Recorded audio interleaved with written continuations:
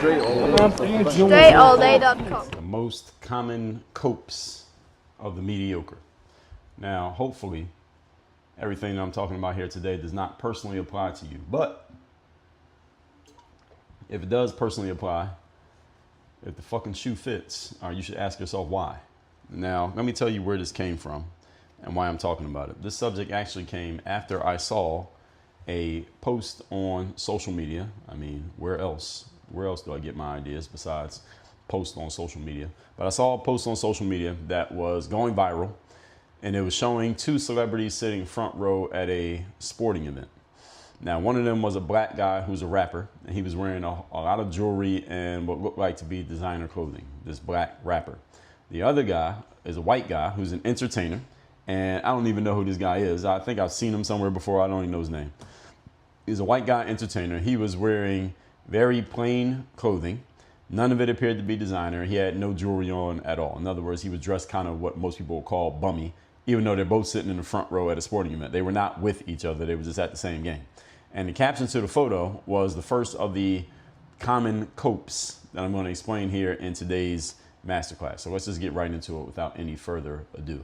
Point number one, topic once again here today is the most common copes of mediocre people. And again, you better check yourself for these copes and make sure you are not repeating any of this nonsense in your everyday life. Number one common cope of mediocre people is that people who really have money, they will A, dress bummy, B, they drive old cars, and C, they live in very modest houses. All right, this is a common cope of a mediocre person. Now, let me explain to you why this is a common cope of a mediocre person. And by the way, just for the record, this is not true.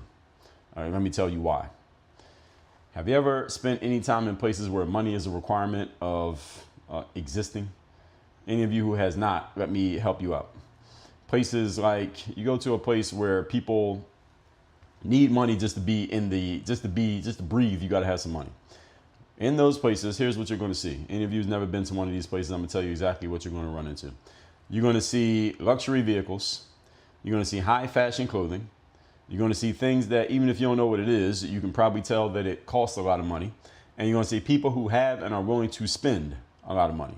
All right, that's what happens in places where money is a requirement for just living and breathing. Go to a place like the Bow Harbor shops in Miami Beach, or to the Design District in Miami proper. There are black people there, there are white people, there are young people, and there are old people. There are people who make their money all types of different ways, yet they all have money because everybody who's in those places, they all got money, okay? And they are all looking to spend it. You're not gonna see too many Toyota Camrys or Honda Accords parked in the streets in these areas. This is just what it is. And the Design District, for example, in Miami, it encompasses maybe about, all told, maybe 15 blocks, 15 city blocks. Go there yourself. Next time you're in Miami, go to the Design District. It won't be far from wherever you are. You don't have to buy anything. Just go there. It doesn't cost money to just go there and walk around. Now, Bow Harbor, it costs money to even park your car. But you got to park in the parking garage, and the parking lot itself, the garage itself is like $5. It might be $10 these days. But this is the kind of, and the reason it's $10 is because they're screening. They're screening because they want people, if you bulk at spending $10 to park your car, you probably can't buy anything at Bow Harbor shops anyway, so you might as well not come shop. All right, that's the message that they're giving you by charging $10 for parking. Now, in the Design District, you can park for less than that. Maybe not spend too much money, maybe $1 to park your car in the Design District. But go there, don't buy anything, and you're going to see exactly what I just told you. You're going to see a whole lot of people of different ages, colors, backgrounds, everything, and they all spending money because everything in the Design District costs money. All right, ain't nothing in there cheap. All of it costs money. And it's a common cope for people to say, oh, well, people who have money, they don't really show their money or they don't do anything that you can tell that they have money from the outside looking in. This is a common cope of people who don't have money and or don't see themselves ever having money. So they come up with this rationalization that people who make shows of having money, such as having a nice car or nice clothes or nice jewelry, they probably don't have that much money. They're just showing it because they don't have that much of it. And those who have a lot are often much more understated. So it's basically a reverse cope is what this person's doing. They're saying, well, since I do not have the means to show off things that may cost a lot because I don't have things that cost a lot, the cope is, well, people who have things that cost a lot, they don't have that much money. People who have a lot of money actually don't show anything. So maybe I could be one of them because I'm not showing anything. See, it's a bullshit cope. That's what this is. And any of you has heard this. I'm sure many of you have heard this quote or some form of it in the past. This is nonsense. Again, go to Las Vegas. Go to a high-end restaurant. Again, go somewhere in Miami. Go somewhere in Manhattan.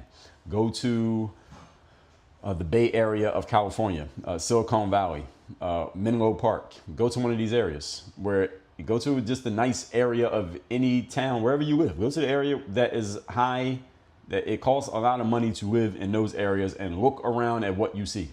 All right. Drive into the parking garage of a high-end condominium or apartment building and look at the cars.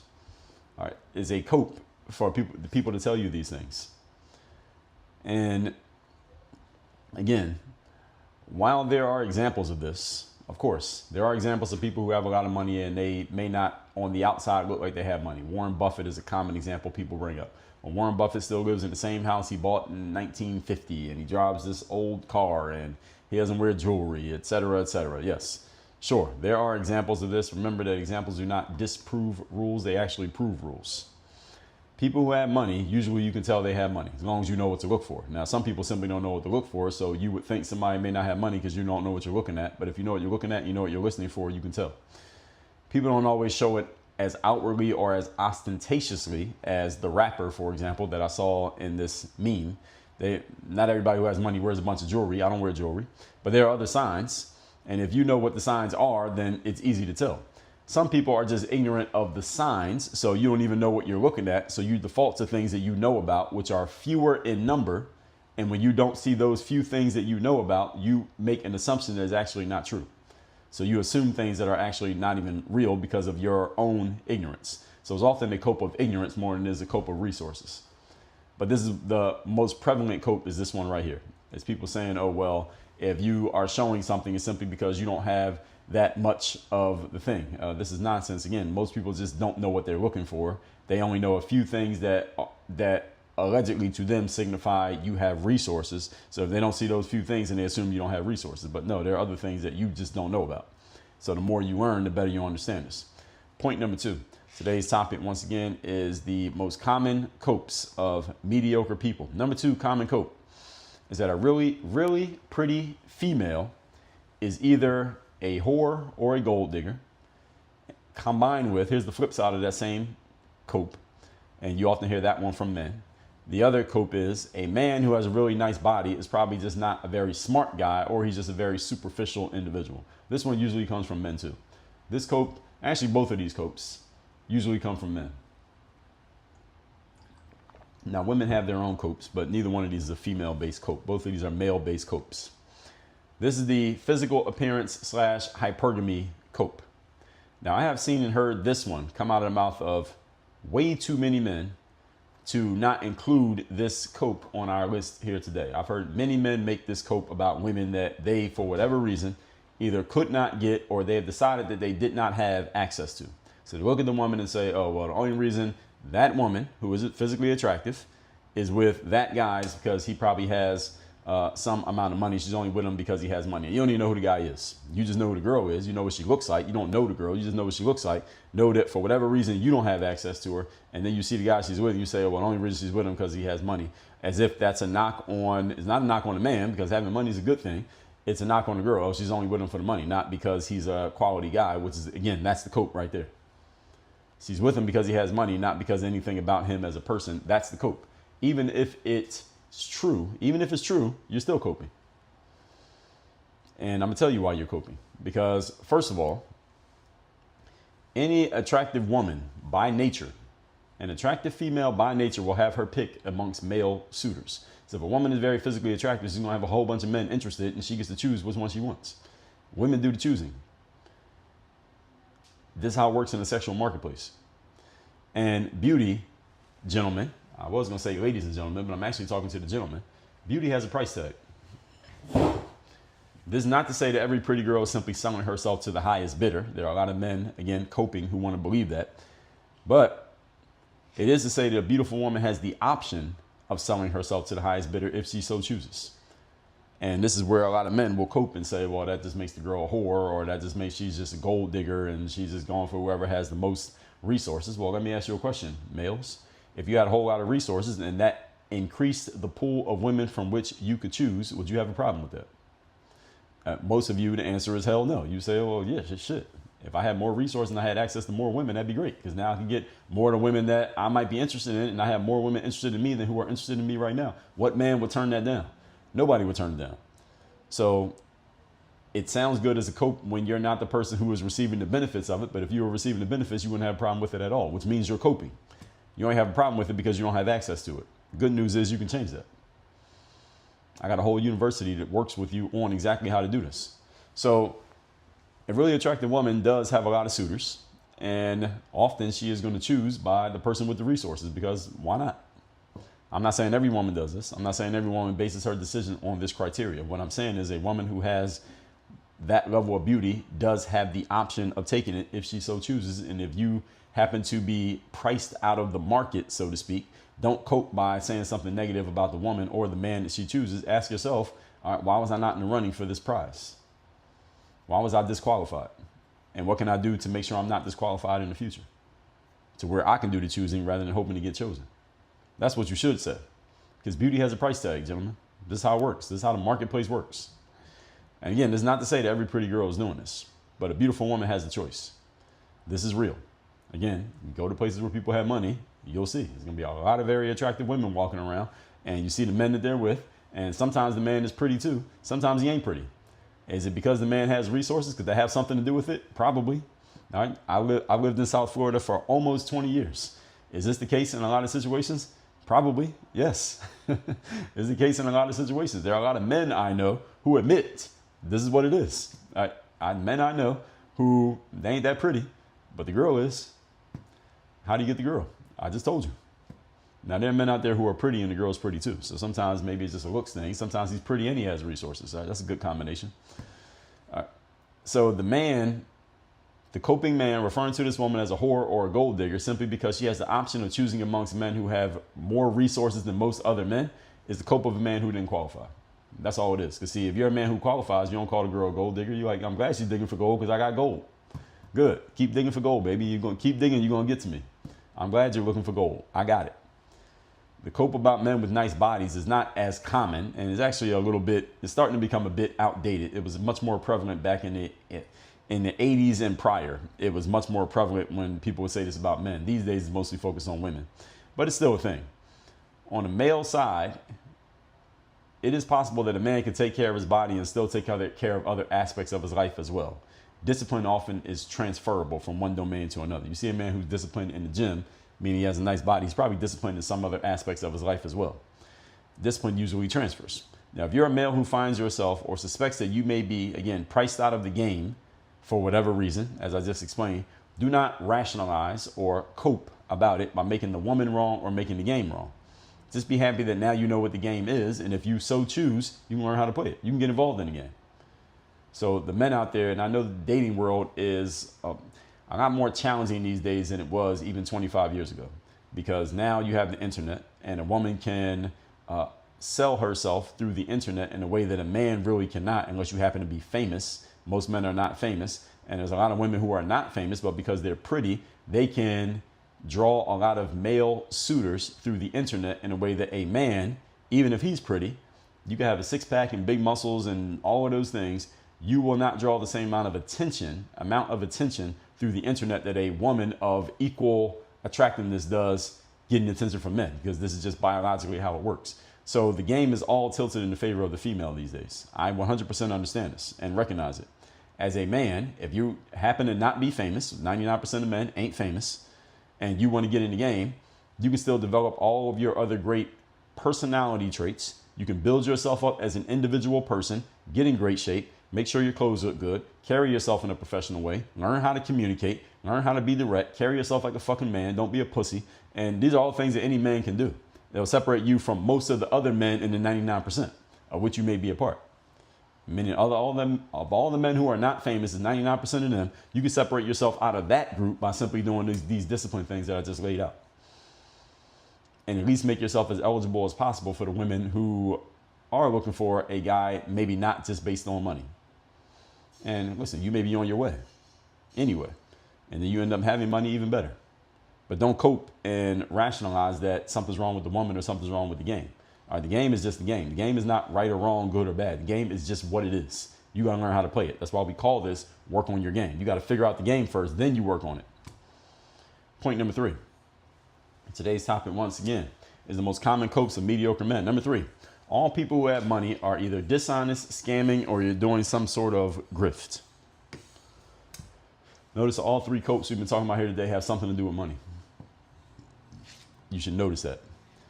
The third cope is that all people who have money, whatever having money means to you, they are somehow dishonest, or they are somehow scamming people. In other words, taking people's money dishonestly, or they're doing some sort of grift. In other words, they're doing something that they don't honestly believe in, but it's working to make them money, so they just keep doing it. These are the things you hear people saying all the time when they talk about someone who has money, and they're trying to come up with a way to rationalize why this person has the resources that they have, other than saying that this person may just be good at offering the substance that certain people want. That's how most people make their money. Most people who have money have the money that they have because they have figured out a way to identify an audience of people who want something that they are willing to pay for. They have supplied it, and that's how they make money. That's generally how it works.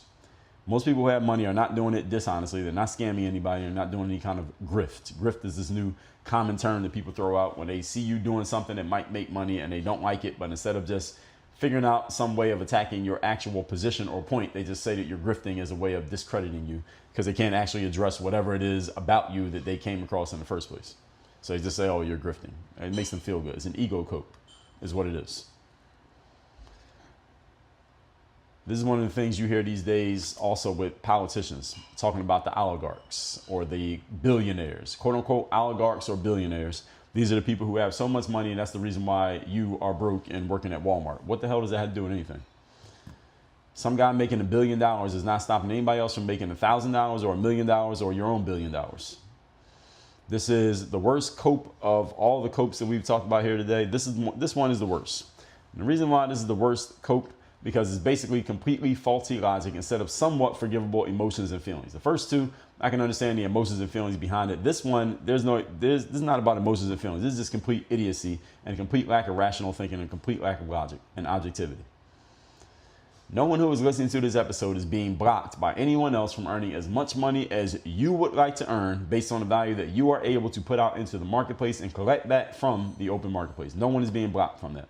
If Bill Gates goes and makes another $1 billion tomorrow, that does not have any bearing on how much money I can make on the same day. Zero.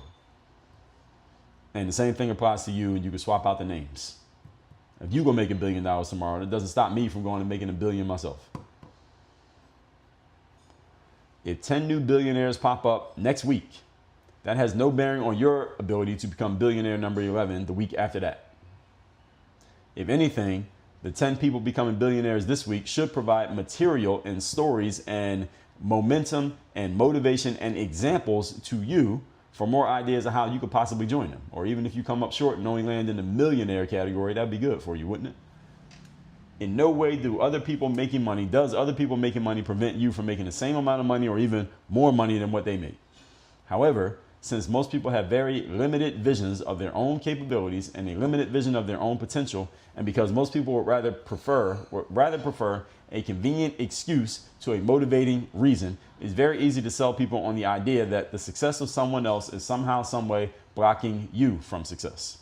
While this is, again, very much a bullshit cope, it is a very popular and a very common cope, and it will continue to be the most oft used cope in society. The reason that I don't have resources is because someone else has too much. Take some of the resources away from those who have it, and that'll make it easier for everybody else to have resources. This is not the way the game is played, ladies and gentlemen. That's not the way the game is played. Someone else having a whole lot of resources does not mean they did something wrong and that you should take from them so that you have some. Someone else having a whole lot of resources means, okay, there's an example of someone getting it. How can I take whatever this person did to get to where they are and use it for myself? That's what it actually represents. How is this person able to do this in the lifetime that they have, and I'm not on track to where they are? What are they doing that I'm not doing? What are they thinking that I'm not thinking? What do they know that I don't know? Those are the questions you should be asking. But very rarely do people approach it in this way. And this is why people stay stuck. Let's recap today's class, which is the most common copes of mediocre people. Again, I thought of this when I saw this meme going around on social media, which embodied the very first cope. Number one, people who have money, people who really have money, they don't dress in nice stuff, they don't drive nice cars, and they don't live in nice houses. This is all bullshit and it's a lie. Please go to a place where the price to breathe is high, and you will see that this is a very, very common but bullshit cope. Number 2, a really pretty woman is either a whore or a gold digger, or a man with a nice body is probably just dumb and very superficial. Again, this is the physical appearance and hypergamy cope that a lot of men default to when they find themselves priced out of the market for a certain woman. The only reason she doesn't want me because I don't have money like this guy or that guy. Okay, well, if you think that's true, then go get some money. All right, that's the way you deal with that cope. Don't say that something's wrong with somebody having money. Say, okay, somebody wants a man who has money. Let me go get some money. And on top of me being a good guy with money, that makes me perfect, right? Okay, then complete the circle. And number 3, all people with money are dishonest or scamming or doing some sort of grift. Again, this is one of the most common ones. It's one of the oldest, and this is one that's only going to get worse as you have the gap between the rich and the poor getting bigger. And the reason it does is because to become rich, you have to do things and have certain habits, and to become poor, you have to do nothing and have basically a whole bunch of losing habits. And most people tend to copy their same habits and keep doing them. So the rich get richer, the poor get poorer. This is a natural scientific thing, also known as the law of entropy. All right, represented in common terms that most of you know as momentum and stagnation. So this one is going to become more popular because you're going to see more and more people having a lot more than more and more other people. And instead of saying, damn, this person is doing something I'm not doing, they know something I don't know, most people are going to cope by coming up with a rationalization, because that's all coping is a rationalization. A rationalization for why the gap is what it is, instead of telling the truth, which is the gap is what it is because they are living and thinking and executing in a way that's different than the way I do. But that will put accountability on your head, and most people don't want that, so they come up with an excuse instead. I'm just suggesting not that you're going to change this, or even I'm going to change the world in this way. What I'm suggesting is that you don't become one of these losers using these copes. That's all.